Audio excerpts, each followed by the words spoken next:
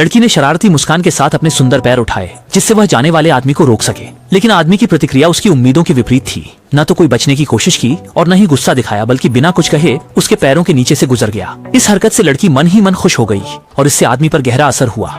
उसके दिमाग में सिर्फ लड़की की छवि थी, इसलिए दोस्तों की मदद से उसने फिर से उससे मिलने का मौका पाया। लड़की की सुंदरता चमकते हुए तारों की तरह थी, जिसने एक बार फिर से उसके दिल को रोशनी दी। और सबसे चौंकाने वाली बात यह थी कि उनके बीच किसी प्रकार की आपसी समझ प्रतीत हो रही थी, जिसने उनके रिश्ते को भी जल्दी से गर्म कर दिया और वे जल्द ही मीठे प्रेम में पड़ गए। शुरुआती दिनों में दोनों का रिश्ता बहुत मजबूत था, हालांकि कभी कभी झगड़े और गलतफहमियां भी होती थीं।